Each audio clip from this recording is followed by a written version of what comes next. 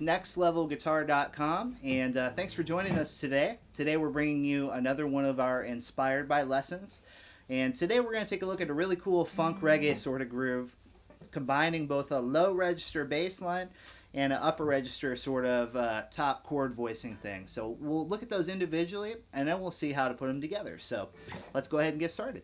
Hey, before we continue, take a look at the text box below. Click on that link there, and we're going to send you a free video lesson and a coinciding ebook. It's not available on YouTube. It's only available through nextlevelguitar.com. So take a look at that, and we'll continue on.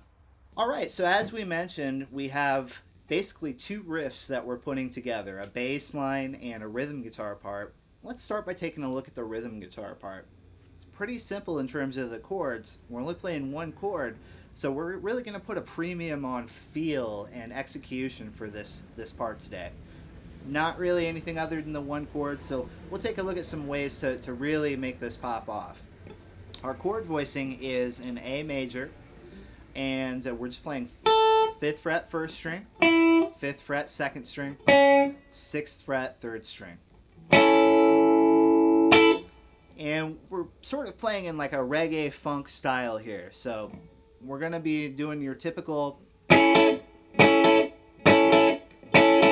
but like I said, we really want to make this feel nice and smooth since we're not changing any chords, and that's all there is to it. So some things that we can do to really help make this sound even better is what I call partial fretting of the chord. You typically, when we think about strumming a chord, we think about pressing down all of the way and then strumming, or relaxing off of the chord to get this sort of sound. What I want you guys to try is to do something halfway in between there. You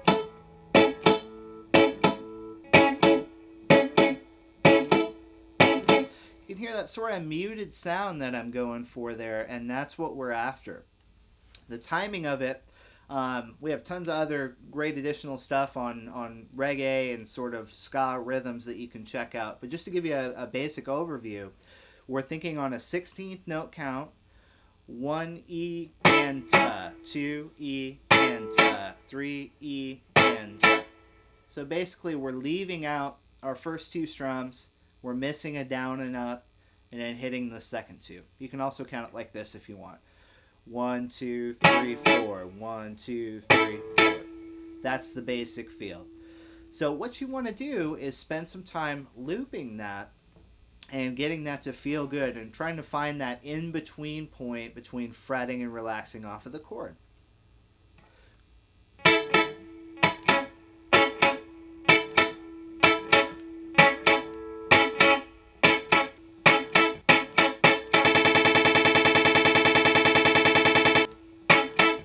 Practicing slower always helps too.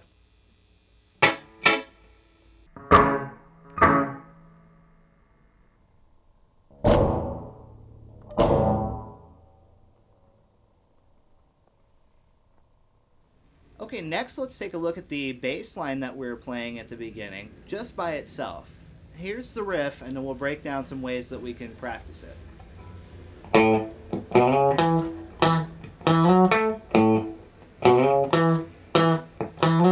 So the frets there, I'm starting on A, 5th fret 6th string, 7th fret, sliding up to 9, to 7th fret 5th string, and then again one single hit on that note, 7th fret slide up to 9, to 7th fret 4th string. All together.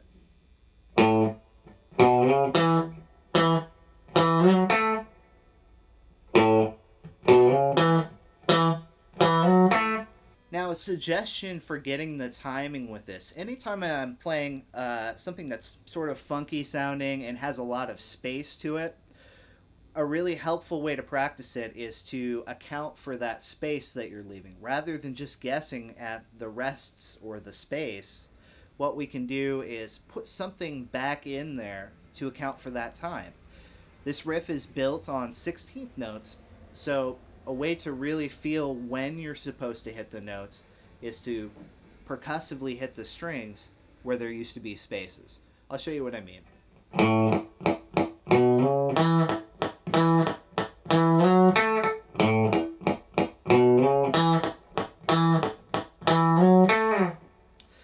by doing that, we get a really good feel for exactly how much space should exist in between those notes. You can try that out and gradually work it up to speed, and then take those percussive hits back away to really make that riff feel even better.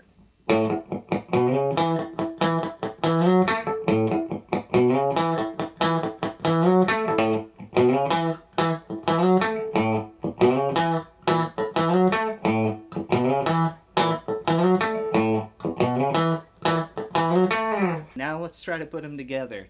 This is a bit of a juggling act, so it's a little bit tricky, but play it slow and stick with it, and you guys can get it as well.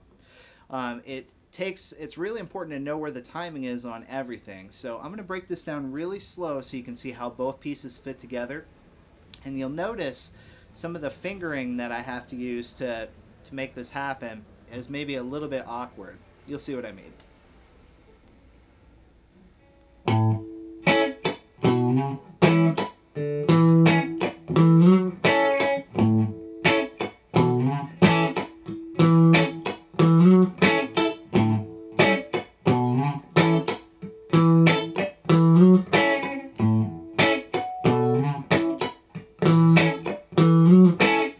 So I start out by playing, or my bass line is here, and I need to play the chord up top. So I'm holding down only what I need. You might think about this like your regular bar chord, but again, I'm trying to maximize the efficiency with my hands here. So I'm going to take those other notes away. I'm going to start by playing that bass note, and then my chord hits that we talked about earlier. Now I'm going back to the bass line, slide using my pinky, because I'm going to need this ring finger here to play the bass note while I hold down the chord. So we play the bass note once, and then the chord hits. What stays consistent here is the chord pattern. That never changes.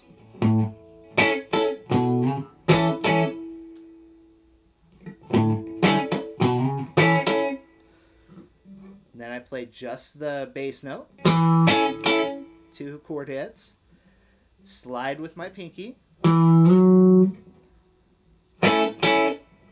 bass note hit right here, 2 chord hits here. Kind of tricky, but the concept is to really know each of your parts separately and then to try to put them together.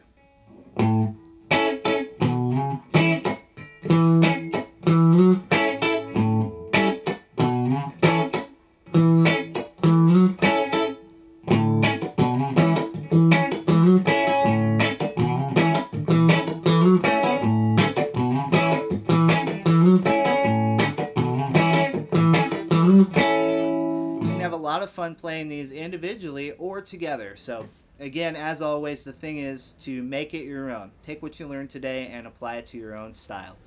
Thanks again so much for joining us. Make sure you visit our website, nextlevelguitar.com.